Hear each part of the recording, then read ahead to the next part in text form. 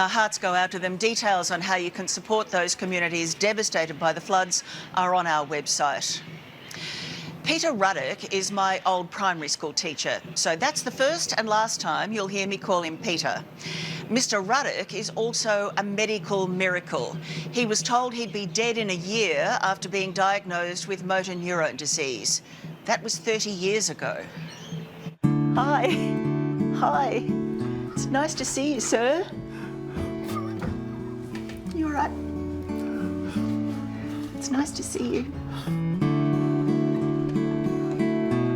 How many years has it been since you've been to Briar Hill Primary? I left here in 74.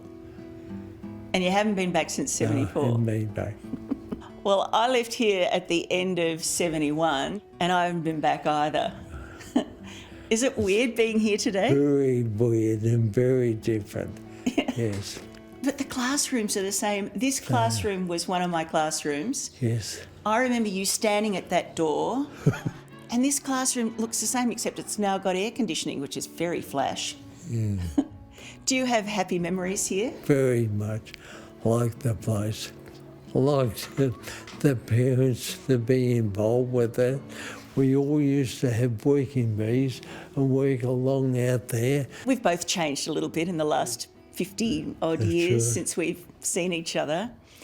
What's been happening with you? Because you've got a big story to tell, haven't you?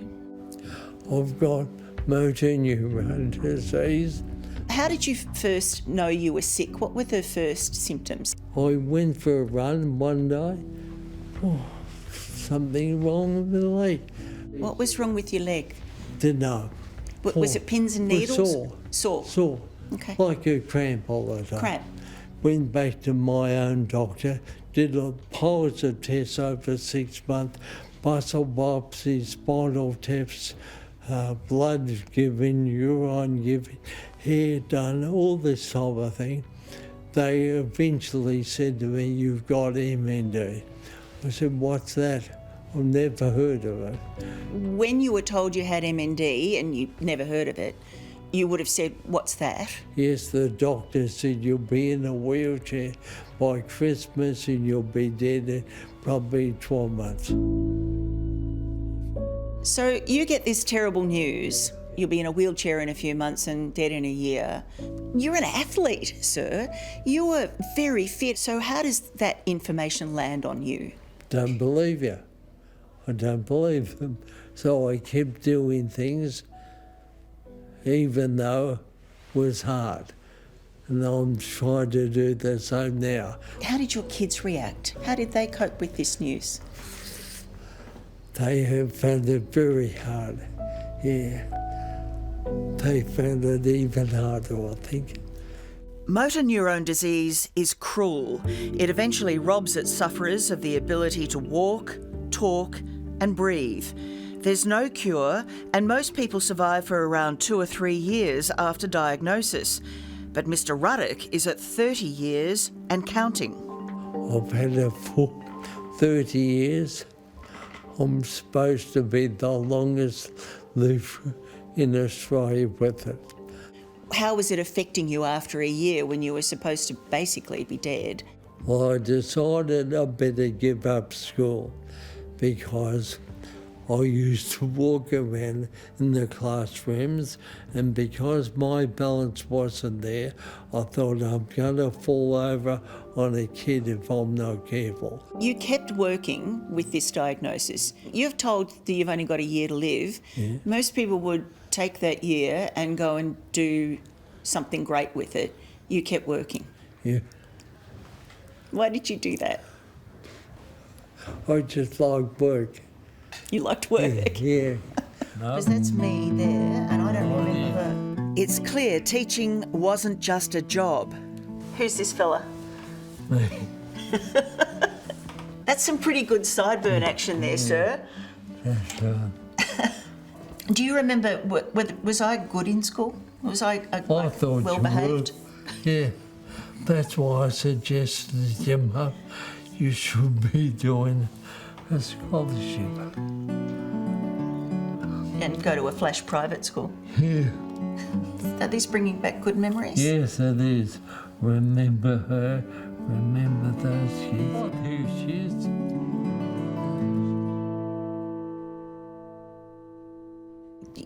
You're a medical miracle, really, aren't you?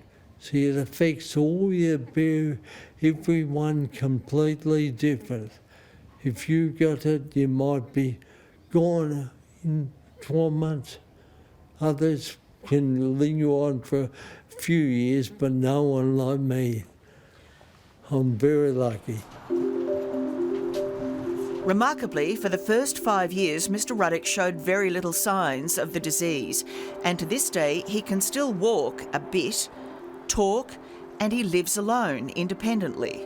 How long before doctors asked you to help with research? How long before, your doctors were going, hang on a second, there's something about this bloke?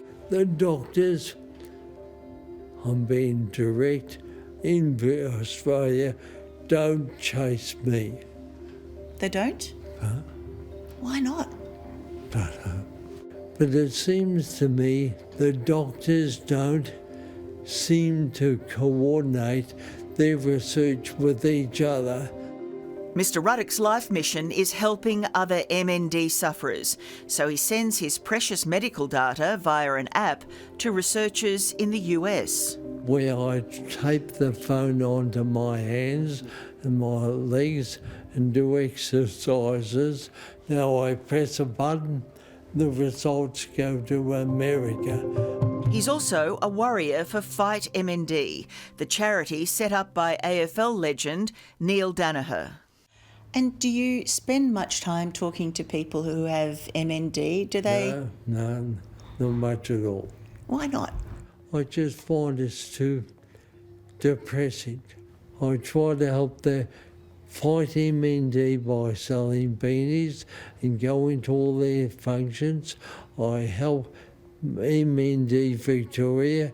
I used to collect corks for them for years to raise money to buy wheelchairs for people who couldn't do it. You sold corks? Yeah, that was in the days before beanies? That's right, exactly, yes.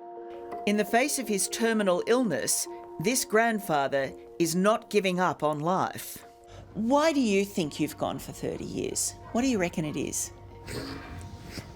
Bit of luck. I think just luck. Well, I hope your luck lasts for another, 20 or 30 years. Yeah. I said to my kids, I want to at least last another 20 years so they can all be full members of the Melbourne Cricket Club. Right, so you've got to last another 20 years so you can get them all members of the MCG. Spoken like a true Melburnian, Mr. Ruddock. Sure. Tracy, Peter. You're not Peter. You've never been Peter. Mr. Ruddock. No. That's the bell, sir. That's time for dismissal. Right, we run out now. Am I dismissed, sir? Thank you. Thanks for talking to me. It's been great to see you. I would love to unlock his secret, and we'll be back with more from Melbourne right after the break.